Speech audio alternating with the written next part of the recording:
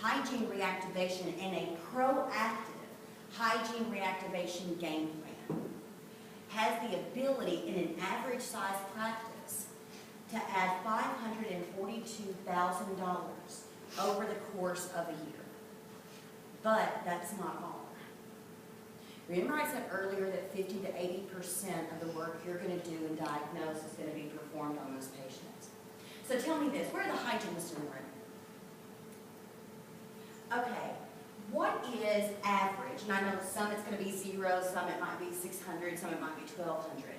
What is the average amount of the treatment plans that come out of your room to be scheduled up front on these patients? Average.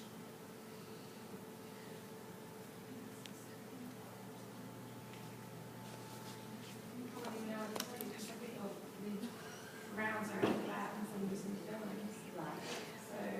So So if you did the average between crowns and fillings, maybe 500 to 600. 500 to 600, is that what you see? Okay.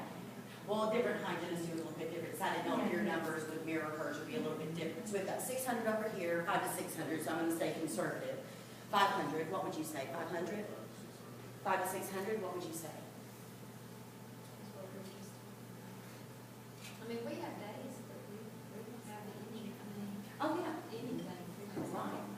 You'll have days where you don't have any, but you'll have days where you have lots. So we're just kind of looking at the average. If you could average it to put a number on it, what would you say? What I feel is unfortunate for our practice is it seems like we have one or the other. We have people coming in for their cleanings, or we have emergency. Yeah, these people don't really have any problems if they do, it's, local versus small. Then we've got these people over here, only call if they have a toothache, and then they want to take them out. They don't want anything done, they're just. That is, in my experience, I could be wrong, okay? We do not know everything about everything, but in my experience, that is more a communication and case presentation issue. That in session 3, we will train you, totally immerse you in how to do that elegantly, what questions to ask, how to keep the conversation focused, and to do it very genuinely and elegantly, and it is not a pushy sales thing. I've only been there a little bit a year in November, and so I've been trying, with these type of patients, I try to talk, I try to educate them on, getting them to come every 6 months, keeping up with that, and then they wouldn't have these emergency situations, but, they're like, Well, I think some of it probably is the dentist that was there for 40-some years before our practice was very, very, very conservative. Very conservative. And so now, as we're coming, and new and everything, so a lot of the patients are very, and they're all, they're like, well, Dr. Adair, if I broke a tooth, he would just fill it. Why do I need a crown? Can you not just fill it like Dr. Adair used to? And see, in session 3, let me share something with you ladies. In session 3, we're going to show you how to have a conversation with a patient that says, well, yes, we could put a filling on it. We could fill it again, and we could save you a couple of $100 today. And it will most likely be a very temporary restoration. Because of, depending on the case of the tooth and how much of the tooth structure has been lost, if we fill this, I can't guarantee that you won't be back in here in a month needing to get it done again, or that you won't be back in here tomorrow and I have to crown it. So I can fill it if that's really what you want. So you'll pay $300 for the filling, and then sometime, and I can't guarantee when, but sometime you're going to need a crown on that too. Oh, we do that. And so we can do. Or just Okay. So talk to them about session 3 and just some of the ways, because here's what we've learned. You can tell someone something all day long, but if you ask them and get them to tell you, it's true. See, we tell them. The other thing I'll tell you is logic typically doesn't move people, emotion does. People make decisions based on emotion and they justify on logic. a lot of times we want to enroll someone with the logic, but we never get to the emotion of what they're looking for. So anyway, you can talk to Angela and Dr. B about when they'll have session 3 coming up, and if you're noticing a case acceptance issue, you might want to plan on coming to session 3. Or you might want to get them in there sooner to train you sooner and train your doctor sooner so that you can capitalize on it sooner. Okay, just a recommendation. What do you notice is the average amount you diagnose on your repair patients? I go within $500 or $600 because, like I say, it's a couple crowns, it's one filling, it's whatever, so I guess it's so. Okay.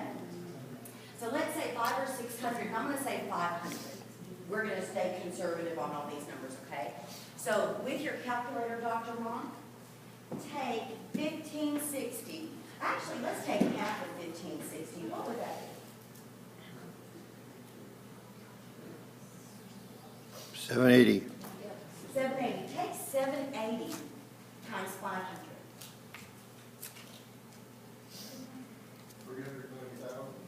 390,000. Add that 390 to 542.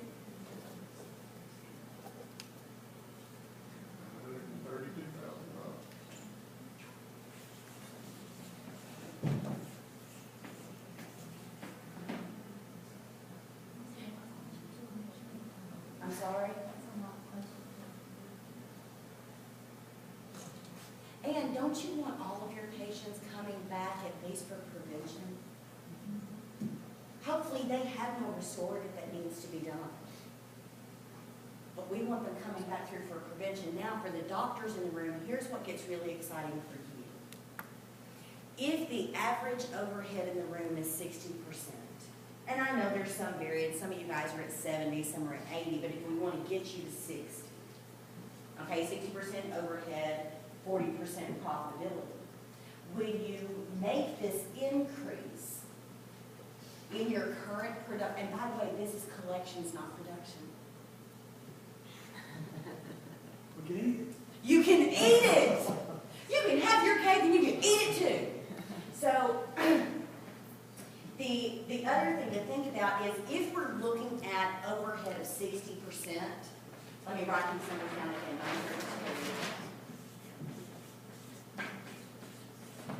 And overhead of 60%. Dr. Monk, with your calculator, can you add 20 plus 4 plus 6 plus 3.5 plus 1.5 plus 3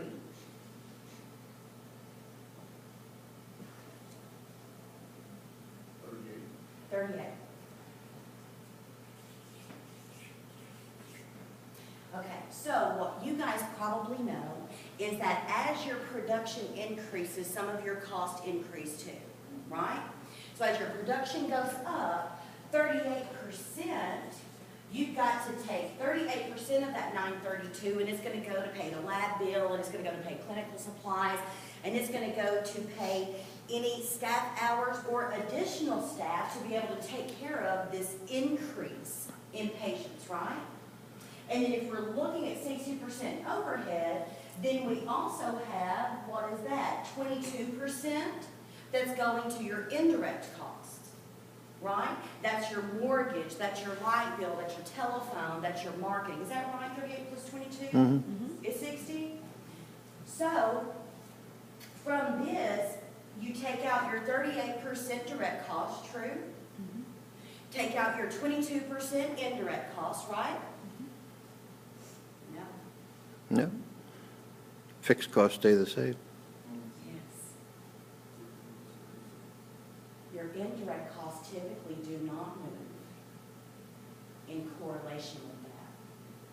So when you increase this number, you don't have a 40% profit on this increase. You have a 62% profit on that increase. How's that sound? And it still does not affect the team's bonus.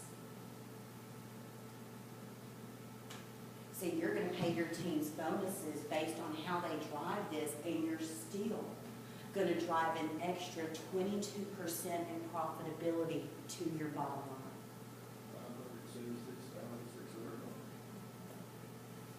Now, you can't live on that, but it's a nice little start.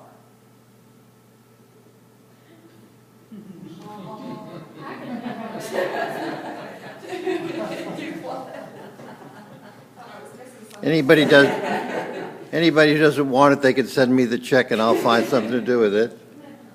So, the truth of the matter is, we talk to people all the time. We are big supporters of Patterson. I think they have such a noble cause, and they really are in the business of wanting to support you guys. They really want to be business partners with you.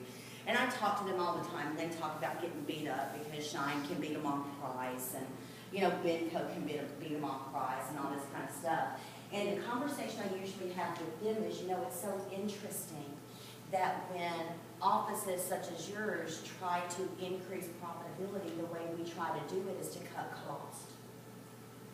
And the truth of the matter is, most often, when your direct costs exceed 38%, it's because you're underutilizing your resources. It is not because you're overspending.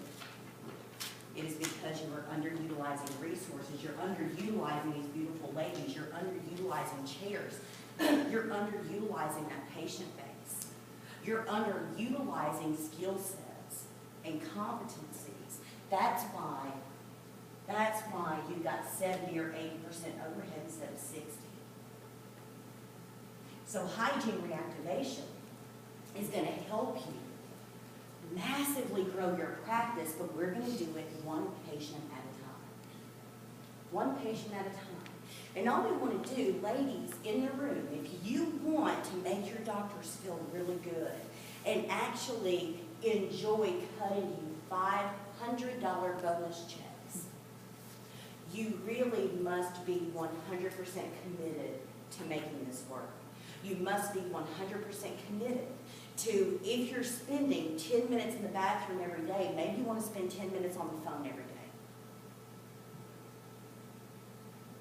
If you are, cutting out early if you don't have a patient, if you're turning over rooms and running sterilization when a patient doesn't show, maybe instead of spending that time, you want to reinvest it in your future and in what you're able to make. I mean, we can all do it. You can shave off minutes just by walking a little bit faster. You can save a few minutes just by speeding up a little bit. You can save all of this time that you can then reinvest in this activity. But you've got to be committed, because it's not an easy process, and it's not like the floodgates open in the beginning. It takes constantly sowing the seeds. It takes constantly making the calls, constantly auditing your patient's charts to find out who hasn't been in. But I can promise you, those that do this, and they do it often, and they do it consistently, they are the ones that are growing 30% year over year, if not more. They're doing it. Not only that, but remember we said yesterday, and even today, you don't get paid for the hour. You get paid for the value you bring to an hour. So right now, if you're a hygienist, you're making what you're making for the hour you spend cleaning teeth. You even make that if you don't have a patient and you don't clean teeth. It's your boss. You still make that hourly rate. So what if you reinvested that in filling the openings on your schedule, which makes you more valuable, which means that you need to make more. And if you take $500 with your calculator, take that $500 and divide it by 8160. Not 8160, I'm sorry, 160. Based on a 40-hour work week. 3.125. So if you find a way to make a couple of reactivation calls in the few minutes you have between patients, or you find a way, you can manage your state well enough, manage your focus well enough, that when a patient no-shows, rather than getting all upset and finding something to do, you reinvested in reactivation, you just became